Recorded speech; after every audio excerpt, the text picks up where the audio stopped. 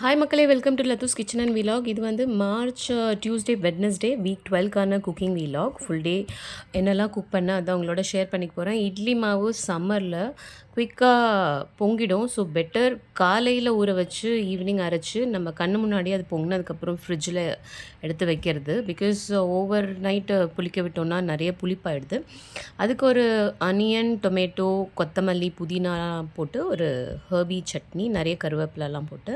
இது வந்து மூங் தால் second time micro green போட்டிருந்தேன். சூப்பராக வந்தாச்சு. மூங் தால் எனக்கு ரொம்ப நல்லா வந்துட்டுருக்கு என்னோடய ட்ரையில். மஸ்டர்ட் க்ரீனும் நல்லா வந்துட்டுருக்கு, கடுகு. அதுக்கப்புறம் இட்லி பண்ணி சட்னி பண்ணி அன்றைக்கான பிரேக்ஃபாஸ்ட்.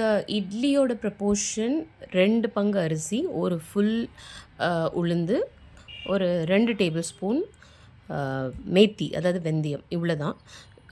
இது வந்து எனக்கு மற்ற நாளைக்கு தோசைக்கு வருமா என்னன்னு தெரில. ரொம்ப சின்ன டம்ளரில் 2 பங்கு அரிசி, 1 பங்கு உளுந்து அப்படி போட்டு அரைச்சிது. அதனால் இட்லி ரொம்பவே சாஃப்டாக இருந்தது. எடுக்கும்போது உடஞ்சி போகிற மாதிரி இருந்தது. பட் ஹை ப்ரோட்டீன் கான்டென்ட்காக தான் 2 ப்ரப்போர்ஷன் ரைஸ் போட்டிருந்தேன். இப்படியெல்லாம் தான் டிஃப்ரெண்ட் காம்பினேஷன்ஸில் இட்லி பேட்டர் பண்ணி இட்லியை சிம்பிள் காபாக இல்லாமல் காம்ப்ளெக்ஸ் காபாக மாற்றி அண்ட் ப்ரோட்டீன் வேல்யூ என்னால் முடிஞ்ச அளவுக்கு அதில் இன்க்ரீஸ் பண்ணுவேன். லைக் சம்டைம்ஸ் டோஃபுவை ஸ்க்ராம்பிள் பண்ணி அதில் போட்டு குக் பண்ணுவேன். இல்லை பன்னீர், இல்லைனா டைரெக்டாக சோயாபீன்ஸ், இப்படிலாம் தான் you can try make or idli protein rich. மத்தியானத்துக்கான குக்கிங் அன்றைக்கி கத்திரிக்காய், எண்ணெய் கத்திரிக்காய் குழம்பு. இதை நான் எப்படி பண்ணுவேன்னா, 1 பங்கு துவரம்பருப்பு, கொஞ்சம் தனியா, மிளகு, காஞ்ச மிளகா, ஒரு பிஞ்ச் வெந்தயம், டெசிகேட்டட் கோகோனட் இல்லை ஃப்ரெஷ் கோகோனட், இது எல்லாத்தையும் போட்டு நல்லா வறுத்துட்டு, கோகோனட் இல்லாமலும் பண்ணலாம், இது எல்லாத்தையும் போட்டு நல்லா வறுத்துட்டு பவுடர் பண்ணி வச்சுக்கணும். அதுக்கு முன்னாடி கத்திரிக்காயை இந்த மாதிரி நடுவில் கட் பண்ணிவிட்டு புழு எதுவும் இருக்கான்னு பார்த்துட்டு, அதுக்கப்புறம் கொஞ்சமாக ஆயிலில் ஹை ஃப்ளேமில் வச்சு நல்லா வதக்கி தனியாக எடுத்து வச்சுக்கணும். ஹை ஃப்ளேமில் வச்சு வதக்கும் போது அந்த கலர் பர்பிள் கலர் போகாது. டீப் ஃப்ரை பண்ணிங்கன்னா இன்னுமே பர்பிள் கலர் ரீட்டைன் ஆகும் கத்திரிக்காயில். பட் நான் டீப் ஃப்ரை என்றைக்கும் பண்ண மாட்டேன். ஸோ இதெல்லாம் பண்ணி கொஞ்சம் மஞ்சப்பொடி, வெங்காயம், தக்காளி, அஃப்கோர்ஸ் நல்லெண்ணெய் போட்டு அதில் கடுகு, உளுத்தம்பருப்பு பொரிஞ்சதுக்கப்புறம், உளுத்தம்பருப்பு இல்லை வெந்தயம், இதெல்லாம் போட்டு பொரிச்சதுக்கப்புறம் வெங்காயம், பச்சை மிளகா, தக்காளி, பூண்டு போடுவேன். நான் அன்றைக்கி போடல, பிகாஸ் போடல அன்றைக்கி. அது கூட இந்த அரைச்சி வச்ச பொடி, அதுக்கப்புறம் புளி தண்ணி, இந்த கத்திரிக்காய் இதெல்லாம் போட்டு கொதிக்க வச்சிங்கன்னா ஒரு சூப்பரான, இதை எண்ணெய் கத்திரிக்காய்னு ஏன் சொல்லலான்னா, நிறைய எண்ணெய் ஊற்றினா எண்ணெய் கத்திரிக்காய், அப்படி இல்லைன்னா கத்திரிக்காய் குழம்பு. அன்றைக்கி கூட்டு இதுக்கு சைட் டிஷ்க்கு பூசணிக்காய், அதாவது ஒயிட் பம்ப்கின் வச்சு ஒரு கூட்டு. இப்போ சம்மர் சீசன்றதுனால நிறைய நீர்க்காய்கள் சேர்த்துக்கணும். ஸோ அதனால் ஏதாவது ஒரு வகையில் நீர்க்காய் இருக்கும். கடலைப்பருப்பு, பாசிப்பருப்பெல்லாம் போட்டு ஒரு கூட்டு.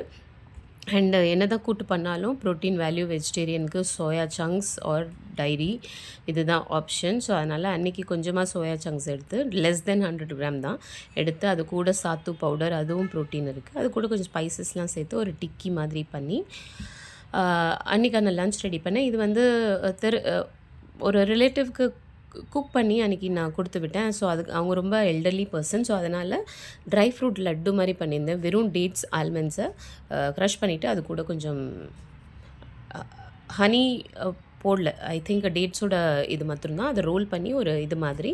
அண்ட் குழம்பு இந்த கூட்டோட அந்த எல்டர்லி பர்சனுக்கு என்னோடய லன்ச் மெனு அன்றைக்கி. அண்ட் இது எங்களோட லன்ச். இது என்னென்னு பார்த்தீங்கன்னா, கத்திரிக்காய் குழம்பு, அதே தான், பூசணிக்காய் கூட்டு, கொஞ்சம் மோர், இது அந்த சோயா டிக்கி, அப்புறம் காலையில் பண்ண சட்னியில் கொஞ்சம் மீதி இருந்தது, கொஞ்சம் சாலட், இதோட வச்சு ஒரு டீசெண்ட் ப்ரோட்டீன் மீலாக இருக்கும்னு நம்புகிறேன். பிகாஸ் நம்மளுக்கு ப்ரோட்டீன்னு பார்த்திங்கன்னா இதில் அந்த பருப்பு கூட்டுலேருந்து கொஞ்சம் வரும், அப்புறம் தயிர்லேருந்து வரும். இந்த சோயா டிக்கியில் ஒரு டிக்கியில் அட்லீஸ்ட் 4 கிராம் ஆஃப் ப்ரோட்டீன் கிடைக்கும். ஸோ 8 கிராம்ஸ் இப்படி கால்குலேட் பண்ணால் ஒரு 10 to 12 வரணும். இதுதான் என்னோடய estimation of that meal protein content. தயிர் லோ ஃபேட் எடுத்திங்கன்னா உங்களுக்கு நல்லது. ஹை ஃபேட்னால் அதில் நிறைய ஃபேட் போயிடும். உங்களுக்கு ப்ரோட்டீன் வேல்யூ கிடைச்சாலும் ஃபேட்டு எக்ஸஸ் ஆகிடும். ஸோ அதனால் இப்படி மிக்ஸ் அண்ட் மேட்ச் பார்த்து கார்ப் கம்மியாக இருக்கிற மாதிரி, ஃபேட் கம்மியாக இருக்கிற மாதிரியான ப்ரோட்டீன் சோர்ஸஸ் தேடுறது வெஜிடேரியன்ஸ்க்கு ரொம்பவே கஷ்டம். நம்மளது மேக்ஸிமம் எல்லாமே ஈக்குவலாக இருக்கிற ப்ரோட்டீன் சோர்ஸஸ் தான் நம்மளுக்கு கிடைக்கிது. ஸோ அதனால் அதை வச்சு we have to play around. இது வந்து பார்த்திங்கன்னா மறுநாளைக்கான பிரேக்ஃபாஸ்ட், தட் இஸ் வெட்னஸ்டேக்கான பிரேக்ஃபாஸ்ட். பழைய சாதம் கொஞ்சம், அந்த மாவில் கொஞ்சமாக மாவு மீந்ததுனால ஸோ எல்லாருக்கும் ஒரு onion uttapam, that is the plan. And கொஞ்சம் பழைய சாதம், அப்புறம் ஒரு உளுந்தில் ஒரு நல்ல தொகையில் அரைச்சிருந்தேன். உளுந்து